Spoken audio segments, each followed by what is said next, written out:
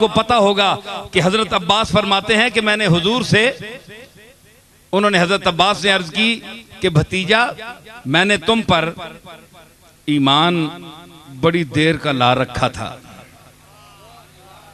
تم نے تو دعویٰ ابھی کیا ہے نا، تو کیا؟ انہوں نے کہا کہ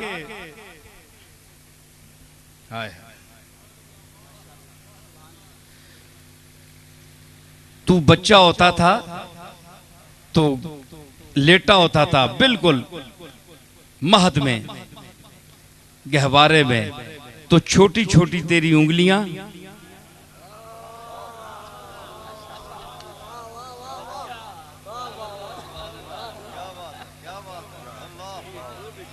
ہیں جی، چھوٹی انگلی، چھوٹی نہیں تھی، یہ چاند کو کھلانے والی انگلی تھی، لیکن چاچا بیان کر رہے ہیں نا عباس، تو بھتیجا یہ انگلی جب تمہاری ہلتی تھی نا تو میں دیکھتا تھا چاند بھی ہلتا تھا ساتھ ساتھ، تو میں تو اس وقت تم پر نظر رکھے ہوئے ہوں۔ یہ حضرت عباس کی روایت ہے۔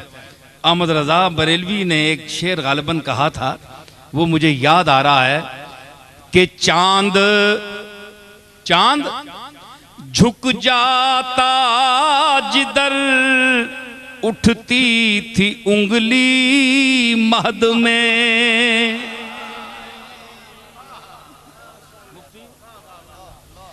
چاند جھک جاتا جدھر اٹھتی تھی انگلی مہد میں، ارے چاند جھک جاتا جدھر جھکتی تھی اٹھتی تھی انگلی مہد میں،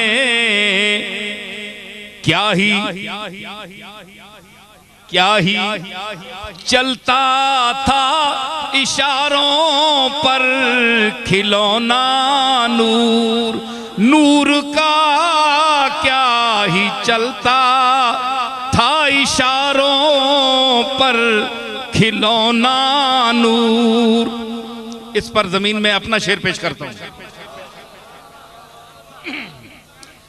چاند اگر بے نور ہو جائے تو جھگڑا کچھ نہیں،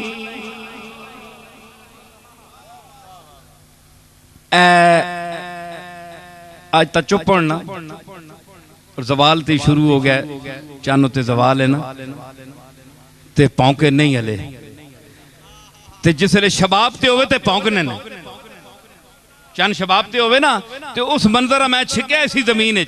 چاند اگر بے نور ہو جائے تو جھگڑا کچھ نہیں، چاند اگر بے نور ہو جائے تو جھگڑا کچھ نہیں، اس سے یہ ثابت ہوا دشمن ہے کتا نور کا۔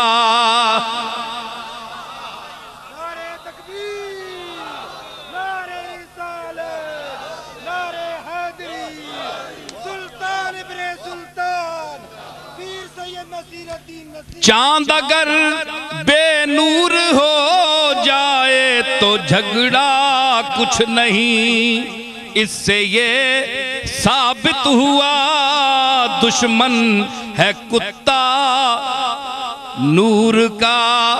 چاند نال کوئی ویر نہیں، چاندنی روشنی نال ویر ہے، بندے نال ویر نہیں، بندے نی صفات نال ویر ہے۔ بندے سے جھگڑا نہیں ہے، بندے کی قابلیت سے جھگڑا ہے، بندے کے علم سے جھگڑا ہے، بندے کے مقدر سے جھگڑا ہے، بندے کے فضائل اور خدا کی عطا کردہ جو خوبیاں ہیں ان سے جھگڑا ہے، صفات سے جھگڑا ہے۔ یہ اگر بندے سے چھن جائے تو ساری برادری ٹھنڈی یخ، جے جے کورے اسی تے جے جے کورا اے۔ لیکن جس کے پاس صفات ہوں، اللہ نے عطا کی ہوں صفات۔ میرے دادا حضرت پیر میر علی شاہ پیر کوئی اس وقت کم تھے، بڑے پیر تھے، تو مرزا قادیانی کے پاس جب آپ گئے تو کیوں لوگوں نے اعتراض کیا کہ تم جاؤ گے تو وہ زبان بند کر دے گا، تم کو زیادہ پڑے ہوئے ہو، بڑے بڑے مشائخ بیٹھے ہوئے ہیں، میر علی شاہ ساری خانقاہوں کو ذلیل کر دے گا۔ تو میرے دادا نے فرمایا نہیں، مجھے کسی نے حکم دیا ہے، میں کسی کے کہنے پر جا رہا ہوں، اور میرے پاس جو دولت ہے، آپ کی ہاتھوں میں سکے ہیں، سکے ہیں، دولت دنیا ہے، میرے پاس علی اور نبی کا علم ہے، میں اس کے ساتھ گفتگو کروں گا، میں جاؤں گا۔ آپ لوگوں کے پاس دولت دنیا ہے، میں دولت رسول لے کر جا رہا ہوں۔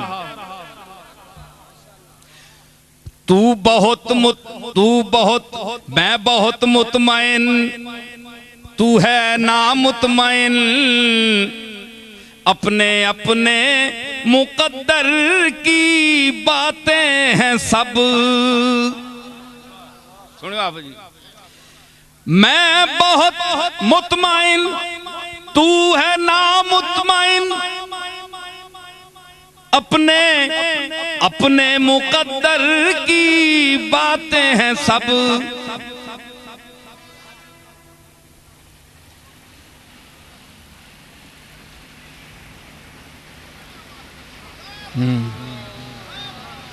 وہ آئے کب کے اور گئے بھی، نظر میں اب تک سما رہے ہیں، یہ چل رہے ہیں وہ پھر رہے ہیں، یہ آ رہے ہیں وہ جا رہے ہیں۔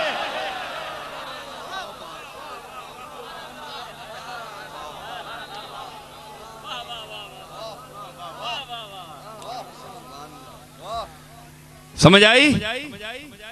اپنے اپنے مقدر کی باتیں ہیں سب، میں بہت مطمئن، تو ہے نامطمئن، اپنے اپنے مقدر کی باتیں ہیں سب۔ مجھ کو بخشا گیا منصب علم و فن، مجھ کو بخشا گیا منصب علم و فن، تجھ کو سکوں کی جھنکار دے دی گئی۔ مجھ کو بخشا گیا دولت علم و فن، تجھ کو سکوں کی جھنکار دے دی گئی۔ علی المرتضیٰ کے پاس پیسے نہیں تھے، لیکن وارث علوم رسول تھے۔ مدینۃ العلم وعلی بابھا، مد مقابل کے پاس بہت پیسہ تھا، لقمہ تر کھاتے تھے دسترخوان پر، مگر جب کوئی مسئلہ لا ینحل آتا تھا تو بابے علی المرتضیٰ پر مخلوق کو بھیجتے تھے کہ جاؤ پوچھو علی سے، کیونکہ لقمہ تر اور دنیا کی وراثت تو مجھے ملی ہے، لیکن رسول اللہ کے علم کا وارث علی ہے۔